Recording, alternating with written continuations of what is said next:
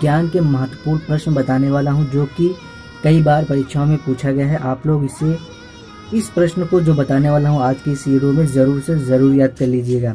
Video अंत तक देखिएगा, आपको आज बहुत ही फ़ायदा होने वाला है, क्योंकि जो प्रश्न आज बताने वाला हूँ वो कई बार परीक्षाओं में पूछे गए हैं, तो आप लोग इसे ज़रूर से ज़रूर याद कर लीजिएगा। आइए पहला प्रश्न देखते हैं।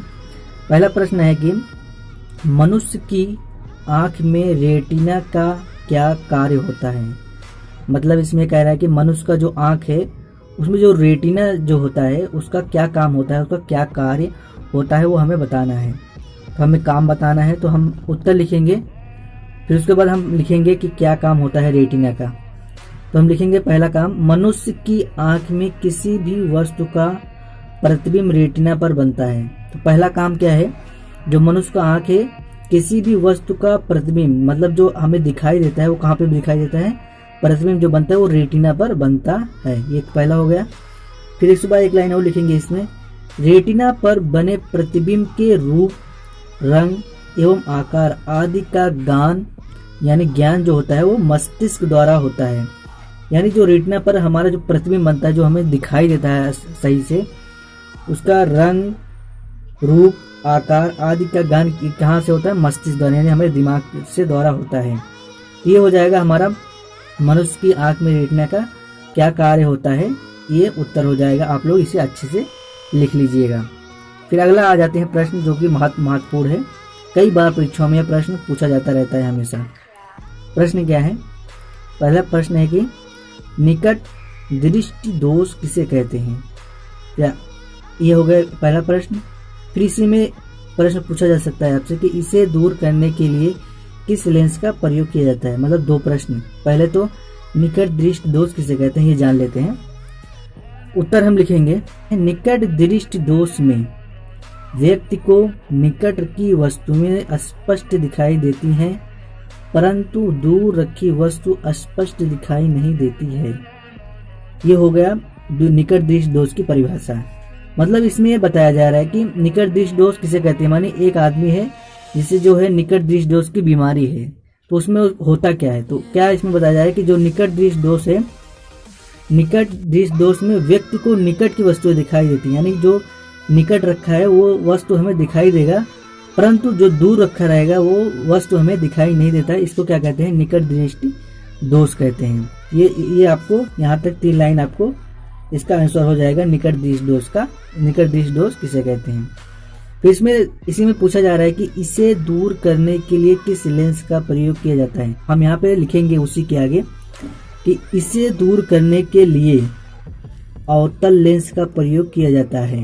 किसे दूर करने के लिए, निकट दृष्टि दोष। ये ध्यान में रखना है आप लोगों को कि अगर निकट दृष्टि दोष है किसी को, तो उसे दूर करने के लिए किस लेंस का प्रयोग करना रहेगा। ये बहुत ही महत्वपूर्ण है, अवतल लेंस का। ये आपको ध्यान में रखना है। ये आपसे बहुविकल्पी में भी पूछा जा सकता है कि एक व्यक्ति है जिसे निकट दृष्टि दोष है, उसे जो है दूर करने के किस लेंस का प्रयोग किया जाएगा। तो आपको क्या लिखना है, अवतल लेंस का प्रयोग किया जाता है, किया जाएगा। ये आप लोग जरूर अच्छे से याद कर लीजिएगा। यही प्रश्न जो है आप लोगों से उल्टा पूछ सकता है। उल्टा मतलब ये कि यहाँ पे पूछा गया कि निकट दृष्टि दोष किसे कहते हैं, यही प्रश्न आपसे पूछ सकता है कि दूर दृष्टि दोष किसे कहते हैं। तो यही जो मैंने अभी प्रश्न बताया, उत्तर बताया जो यहाँ पे, तो यही चीज को उल्टा कर देना है। निकट दृष्टि दोष में क्या होता था कि निकट की वस्तुएं स्पष्ट दिखाई देती थी, परंतु दूर रखी वस्तुएं स्पष्ट दिखाई नहीं देती थी। यही चीज को उल्टा कर देना है। दूर दृष्टि में क्या, मान लो कि पूछ लिया कि दूर दृष्टि दोष किसे कहते हैं, तो आपको उत्तर में क्या करना है, इसे उल्टा कर देना है। आप लोग क्या करना है, इसे उल्टा कर देना। कैसे लिखेंगे, फिर आप लोग लिखिएगा इस तरह से कि दूर दृष्टि दोष में व्यक्ति को दूर रखी वस्तुएं स्पष्ट दिखाई देती है, परंतु निकट रखी वस्तुएं स्पष्ट नहीं दिखाई देती। यही हो जाएगा दूर दृष्टि का परिभाषा और किसे कहते हैं। तो आप लोग ये कर लीजिएगा। मान लो फिर उसी में दूर दृष्टि में पूछ लिया कि इसे दूर करने के लिए किस लेंस का प्रयोग किया जाता है। तो आपको क्या करना है, तो निकट दृष्टि में अवतल लेंस का प्रयोग किया जाता था, तो दूर दृष्टि में किस लेंस का प्रयोग किया जाएगा, उत्तल लेंस का। तो दूर दृष्टि में आप लोग ध्यान में रखना किस लेंस का प्रयोग किया जाएगा, उत्तल लेंस का प्रयोग किया जाएगा। ये चीज आप लोग ध्यान जरूर दीजिएगा। इसे ध्यान में रखने के लिए, इसे याद करने के लिए आप लोग कुछ इस तरह से लिख लीजिएगा एक अच्छे से इस तरह से कि दूर दृष्टि दोष जो है, अगर मान लो कि पूछ ले कि दूर दृष्टि दोष दूर करने के लिए किस लेंस का प्रयोग किया जाता है, तो क्या बताना है? उत्तल लेंस का। किस लेंस का? उत्तल लेंस का प्रयोग किया जाता है। और अगर पूछ ले कि निकट दृष्टि दोष दूर करने के लिए किस लेंस का प्रयोग किया जाता है, तो आप लोग क्या बताना है? अवतल लेंस का प्रयोग किया जाता है। ये चीज आप बहुत इंपॉर्टेंट है, परीक्षा में बहुत बार पूछा जाता है, तो ये चीज आप ध्यान में रखना। दोनों प्रश्न को उत्तर जो है आप लोग एक कॉपी में लिख लें कि निकट दृष्टि दोष किसे कहते हैं, इसे दूर करने के लिए किस लेंस का प्रयोग किया जाता है। दूसरा प्रश्न जो है दूर दृष्टि दोष किसे कहते हैं, इसे दूर करने के लिए किस लेंस का प्रयोग किया जाता है। तो आप लोग अच्छे से लिख लीजिएगा। आइए अगले प्रश्न पर आ जाते हैं हम। अगला प्रश्न क्या है?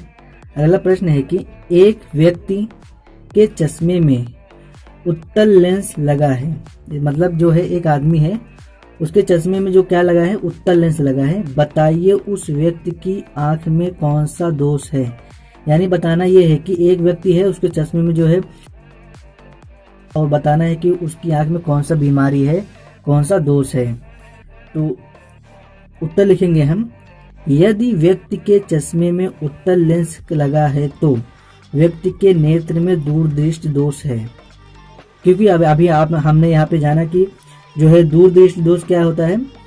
उत्तल लेंस का प्रयोग किया जाता है। तो यहाँ पे यही पूछा गया कि एक व्यक्ति के चश्मे में उत्तल लेंस लगा है, बताइए कि उस व्यक्ति की आंख में कौन सा दोष है। ये भी इस तरह उल्टा, मतलब ये इसी से संबंधित प्रश्न पूछ लिया गया है। तो हमें क्या बताना है? यदि व्यक्ति के चश्मे में उत्तल लेंस लगा है तो व्यक्ति के नेत्र में दूर दृष्टि दोष है। अगर यही प्रश्न हमसे उल्टा पूछ ले, उल्टा का मतलब ये पूछ ले कि एक व्यक्ति के चश्मे में अवतल लेंस लगा है, क्या उत्तल की जगह अवतल लेंस लगा है, बताइए उस व्यक्ति की आंख में कौन सा दोष है। तो ये चीज हमको इस तरह से लिख देना है कि यदि व्यक्ति के चश्मे में अवतल लेंस, उत्तल लेंस की जगह अवतल लेंस लगा है तो व्यक्ति के नेत्र में दूर की जगह क्या लिखेंगे? निकट दृष्टि दोष है। क्या लिखेंगे? निकट दृष्टि दोष है। ये तीनों का, ये पहले तो आप लोग ये याद कर लीजिएगा, फिर इसका उल्टा, फिर इसका उल्टा। बहुत इंपॉर्टेंट है, जरूर से जरूर याद कर लीजिएगा। आइए अब अच्छा अगला प्रश्न देख लेते हैं। अगला प्रश्न क्या है? प्रश्न है कि प्रिज्म से श्वेत प्रकाश के गुजरने पर न्यूनतम व अधिकतम विचलन किन रंगों का होता है। वेरी इंपॉर्टेंट क्वेश्चन है, कई बार परीक्षाओं में पूछा गया है। इसमें कहा जा रहा है कि एक प्रिज्म है, उससे प्रकाश गुजारा जाता है, तो जो न्यूनतम मतलब जो से कम जो है किस रंग का विचलन होता है और अधिकतम किस रंग का विचलन होता है। तो यही चीज हमको बताना है। तो उत्तर हम कुछ इस तरह से लिखेंगे। क्या लिखेंगे? उत्तर लिखेंगे, प्रिज्म से श्वेत प्रकाश के गुजरने पर, तो पहले इसमें न्यूनतम पूछा है तो हम न्यूनतम लिखेंगे, न्यूनतम विचलन लाल रंग के प्रकाश का होता है। कौन से रंग का विचलन होता है? न्यूनतम मतलब सबसे कम किस रंग का होता है? लाल रंग का। ये ध्यान रखना है। फिर आगे लिखेंगे, क्योंकि इसमें अधिकतम पूछा है तो अधिकतम पे लिखेंगे, तथा अधिकतम विचलन बैगनी रंग का प्रकाश का होता है। ये वेरी इंपॉर्टेंट क्वेश्चन है। ये प्रश्न आपसे जो है बहुविकल्पी में भी पूछा जा सकता है। ये जरूर से, ये पहले तो आप लोग इस तरह से याद कर लेना, फिर उसको बहुविकल्पी टाइप की कैसे याद करेंगे। बहुविकल्पी में आपसे ये पूछा, इस तरह से पूछा जा सकता है कि प्रिज्म से श्वेत प्रकाश गुजरने पर न्यूनतम विचलन किस रंग का होता है। तो यहाँ पे अभी हमने जाना कि न्यूनतम विचलन किस रंग का होता है? लाल रंग का। तो उसमें आपको ऑप्शन में दे दिया जाएगा लाल रंग, काला रंग, बैंगनी रंग, नीला रंग। तो इसमें यही रंग लाल रंग जो है अधिक न्यूनतम होता है। अधिकतम किस रंग का होता है? अभी हमने जाना किस रंग का होता है? बैंगनी रंग का। यही चीज हमें ध्यान में रखने के लिए आप लोग क्या करिएगा, इस तरह से इसी के परिभाषा के नीचे जब आप कॉपी में लिखने लगिएगा तो इसी के नीचे आप लोग इस तरह से बराबर करके लिख लीजिएगा। न्यूनतम विचलन किस रंग का होता है? अभी हमने जाना न्यूनतम विचलन किस रंग का होता है? लाल रंग का, लाल रंग। और अधिकतम किसका होता है? अधिकतम हमने यहाँ पे जाना अधिकतम विचलन किस रंग होता है? बैगनी का। ये ध्यान में रखने के लिए यहाँ पर हम कुछ इस तरह से लिख लेंगे। ये चीज अगर आपसे पूछे कि प्रिज्म से श्वेत प्रकाश गुजरने पर न्यूनतम विचलन होता है तो किस रंग का होता है? लाल रंग का। और पूछे कि प्रिज्म से श्वेत प्रकाश गुजरने पर अधिकतम विचलन होता है तो बैंगनी रंग का। वेरी इंपॉर्टेंट क्वेश्चन है, जरूर से जरूर अच्छे से याद कर लीजिएगा। अब आ जाते हैं अगले प्रश्न पर। अगला प्रश्न क्या है? स्वस्थ आंखों के लिए स्पष्ट दृष्टि की न्यूनतम दूरी होती है। इसमें सिंपल सा प्रश्न है कि स्वस्थ एक आदमी है जो मतलब अच्छा है, मतलब कोई बीमारी नहीं है, स्वस्थ है एकदम। स्पष्ट दृष्टि की न्यूनतम दूरी होती है, मतलब जो आंख है उसका जो है सबसे कम कितनी दूरी तक अच्छे से देख सकता है। तो हम उत्तर लिखेंगे स्वस्थ आंखों के लिए स्पष्ट दृष्टि की न्यूनतम दूरी कितना होता है 25 सेंटीमीटर। ये आपको जरूर से ध्यान रखना है, कितना होता है 25 सेंटीमीटर। ये आपसे बहुविकल्पी में पूछा जा सकता है और या इस तरह से डायरेक्ट भी प्रश्न पूछा जा सकता है कि अस्वस्थ आंखों के लिए स्पष्ट दृष्टि की न्यूनतम दूरी होती है। तो बहुविकल्पी में पूछा जा सकता है 4 ऑप्शन 25, 27, 28, 29 इस तरह से दे सकता है। तो आप लोग क्या बताना है 25 सेंटीमीटर।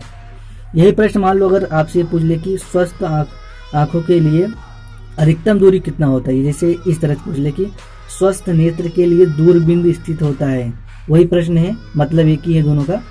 तो आपको क्या लिखना है, उत्तर इस तरह से लिखना है कि स्वस्थ नेत्र के लिए दूरबिंदु